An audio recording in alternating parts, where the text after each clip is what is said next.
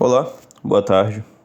Hoje eu gostaria de comentar sobre uma breve biografia de São José Ledang Thi. O nome é bem comum, é um nome oriental, mais especificamente do Vietnã. E São José Ledang Thi nasceu no Vietnã, foi membro da Guarda do Rei. Rei não, né? A forma correta de falar seria o soberano do Vietnã, o Tu Duc. Bem, o soberano do Vietnã, Tu Duc,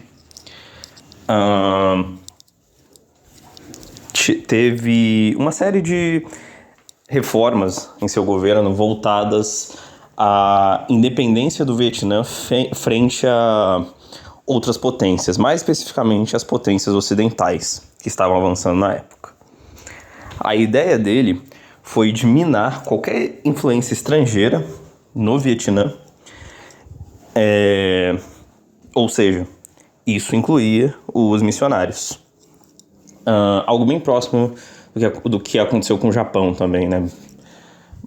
Alguns séculos antes. Isso a gente está falando do século XIX.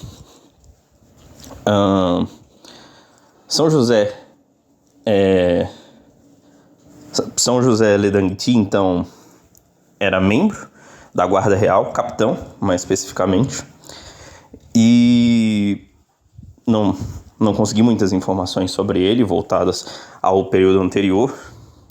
Só sei que ele herdou a patente de capitão do pai, que também foi guarda real.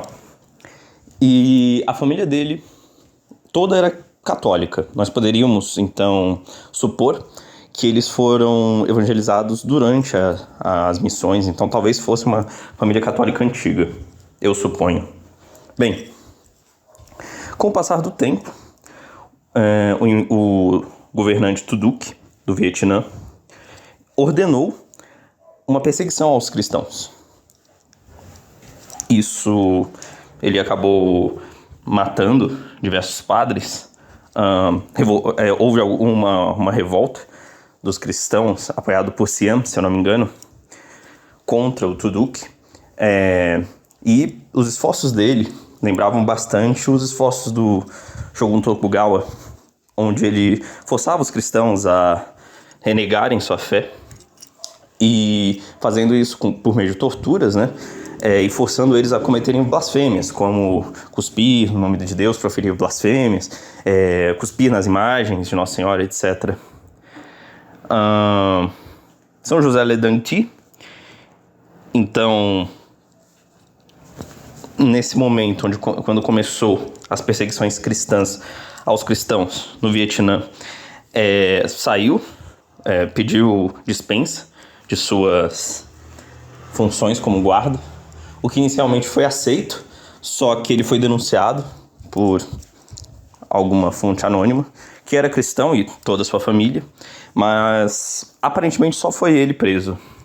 Pois bem, ele foi torturado na prisão, mas ele era tão bom prisioneiro e os soldados ali presentes tinham um respeito tão grande por ele que permitiram que ele saísse da prisão diversas vezes e fosse à missa comungar. Isso demonstra bastante respeito por parte dos soldados, mesmo eles sendo seus torturadores. E ele consegue enviar uma carta para a esposa dele, onde ele diz para ela que ela cuidasse da vida, agradasse a Deus, cumprisse os deveres de mãe e estabelecesse uma data para que toda a família se reunisse no reino dos céus. Então ele provavelmente estava esperando que ocorresse um martírio, não só dele, mas de toda a família. Pois bem, tentaram forçar ele a negar a fé, ele não negou. Trouxeram imagens da Virgem Maria, igual aconteceu com o Japão, e tentaram forçar ele a pisar, ele se negou. Foi torturado com bastante brutalidade.